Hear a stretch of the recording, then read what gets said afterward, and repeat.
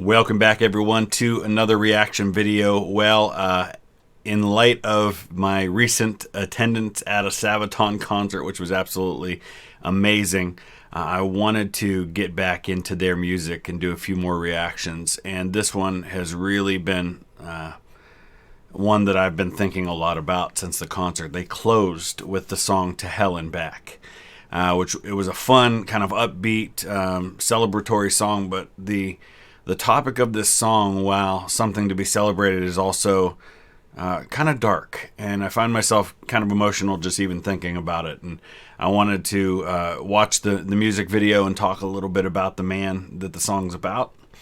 To Hell and Back was the name of the movie that was made about the life of Audie Murphy, who was America's most decorated soldier in World War II. And a lot of this song actually comes from Audie Murphy's own poetry writing, which he did as a way of dealing with some of what he felt and what he experienced during and after the war. So we're going to watch some of the music. I'm not going to stop too much during the music. I'll stop here and there and probably talk for an extended time just to kind of give some of the background about what the song's about. I haven't seen the video, but I know the lyrics to the song because I've listened to the song. And so I have a pretty good understanding of what it's about. And we'll talk a little bit about Audie Murphy, about what he experienced, what his life after the war was like, what happened during the war with him, and some of the references that are made in the song. So let's go ahead and dive in.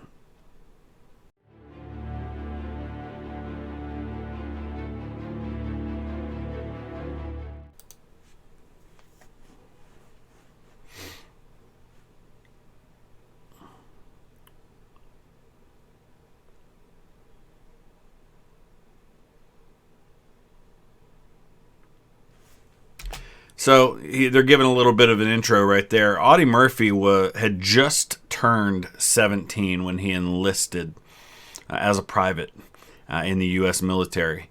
He lied about his age so he could enlist. He was born in June of 1925. He enlisted in June of 1942, and ends up an officer in command of a company by the end of the war. And that tells you all you need to know. I mean, the kid was 19 years old, commanding a company on the front lines in World War II.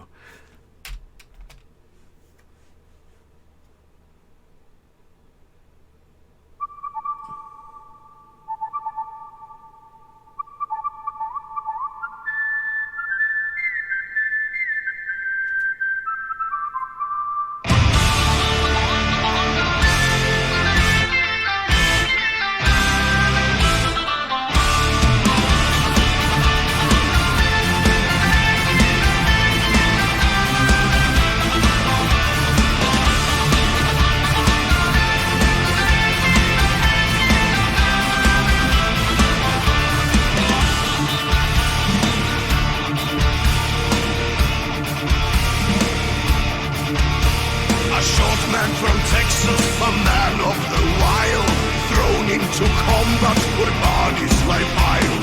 Hides his emotions, his blood's running cold. Just like his victories, his story unfolds. Bright, a white light, if there be any glory. Now, I should point out, for those who may not be familiar with the movie To Hell and Back, that's actually Audie Murphy playing himself. He became an actor. Started in the Red Badge of Courage. He was in some of what you would call spaghetti westerns, which were these westerns that were filmed in Italy. Well, Italy's where a lot of Audie Murphy's combat took place, at places like Anzio. And so he played himself. He was still only in his 20s when this movie came out in the mid-50s, but he starred as himself in To Hell and Back.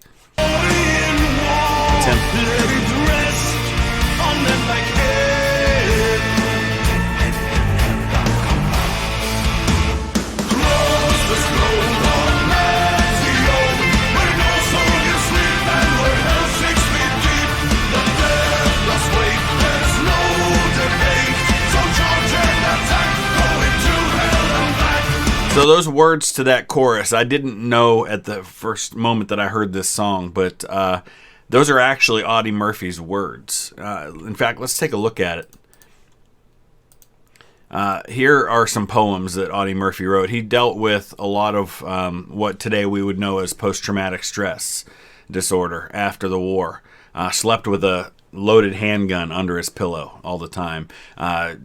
Went to prescription medications to help with what he was experiencing. Had vomiting and headaches and, just really severe stuff that he dealt with, like tens of thousands of others did. But The Crosses Grow on Anzio was one of his poems. Oh, gather round me, comrades, and listen while I speak of a war where hell is 6 feet deep. Along the shore the cannons roar. Oh, how can a soldier sleep? The going's slow on Anzio, and hell is 6 feet deep. Praise be to God for this captured sod that rich with blood does seep. With yours and mine like butchered swines, and hell is 6 feet deep. The death awaits, there's no debate. No triumph will we reap. The crosses grow on Anzio, where hell is 6 feet deep. He wrote that in 1948. And those are the words that Sabaton is using for the chorus here. And you can, here's a guy who did incredibly heroic things. Saw some of his best friends die horribly, killed many enemy soldiers himself, and never was able to overcome that. And it's completely understandable. I don't know how you could ever be the same after coming back from a war like that, but he did and tried to make the best of it. A man of the 15th, a man of can-do. Friends fall around him, and yet he came through. Let them fall face down if they must die, making it easier to say goodbye. Right, white light, if there be any glory in war, let it rest on men like him, who went to hell and came back. Crosses grow on Anzio, where no soldiers sleep and where hell 6 feet deep. The deathless wait, there's no debate. So charge and attack, going to hell and back. Yeah, so I don't know if I mentioned it already or not, but that music, that kind of whistling in the background, is an homage to those spaghetti westerns. It was a common type of music that was used during that. Let's take a look at a little bit of his story. So Audie Murphy, like I said, was considered the most decorated soldier of World War II from the United States, received every medal that can be given for valor. We're talking about the Medal of Honor, the Distinguished Service Cross, the Silver Star, the Bronze Star, Legion of Merit. But his Medal of Honor comes when, by this point, he's an officer. He gets steadily promoted up the ranks, finally gets a battlefield commission.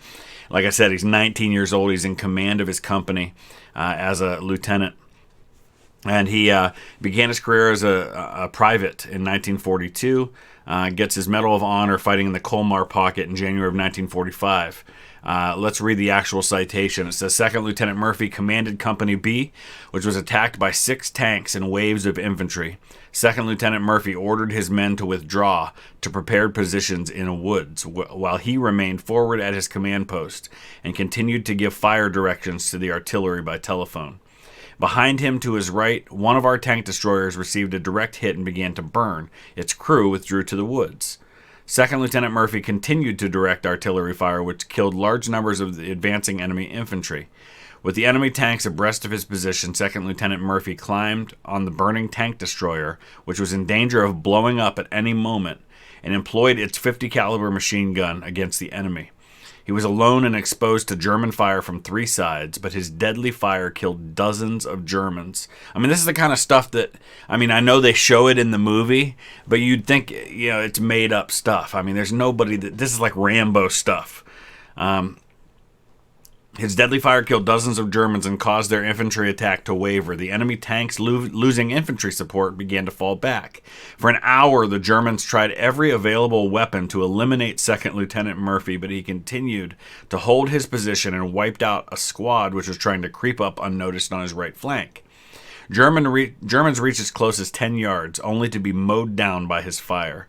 He received a leg wound, but ignored it and continued to single-handed fight until his ammunition was exhausted. Then he made his way to his company, refused medical attention, and organized the company in a counterattack, which forced the Germans to withdraw. His directing of artillery fire wiped out many of the enemy. He killed or wounded about 50. Second Lieutenant Murphy's indomitable courage and his refusal to give an inch of ground saved his company from possible encirclement and destruction and enabled it to hold the woods, which had been the enemy's objective. He was with the 15th Infantry of the 3rd Infantry Division. This was near Hauteville, France, on 26 January 1945. I say this all the time. Events like war don't create character in people. They just reveal what's already there. There aren't many men who could do what this guy did. It's just who he was. It just brought out that in him, and yet he suffered from it for the rest of his life until he died in a plane crash in 1971. Gather round me and listen while I speak. Our war, what hell is 6 feet deep? And all along the shore, where cannons still roar, they're haunting my dreams, they're still there when I sleep.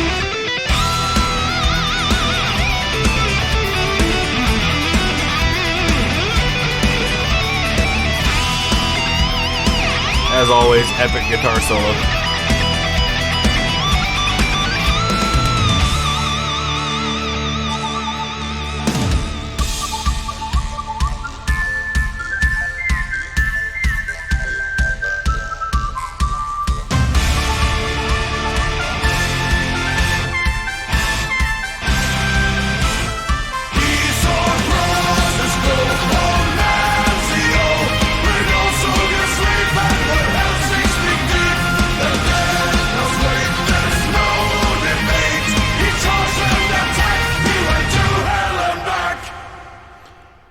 And I saw an interview somewhere with Sabaton where they talked about how Audie Murphy's son actually came to one of their concerts and gave them a poster of the movie, from the movie To Hell and Back, which I thought was really cool.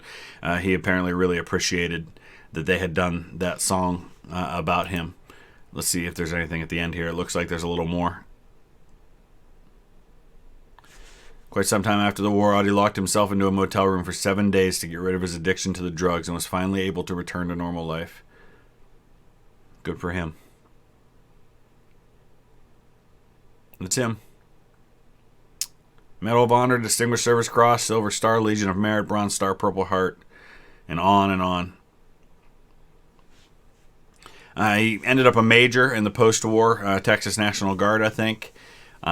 Like I said, died in 1971 in a plane crash right on the border of Virginia and West Virginia. He's buried at Arlington National Cemetery, where I'm planning to go sometime next month.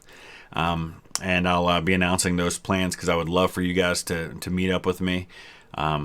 Planning on doing some content while I'm there. Several episodes of it, in fact. And Audie Murphy is actually one of the most visited graves in Arlington National Cemetery, so much so that they made a walkway to where his grave is because of all the foot traffic.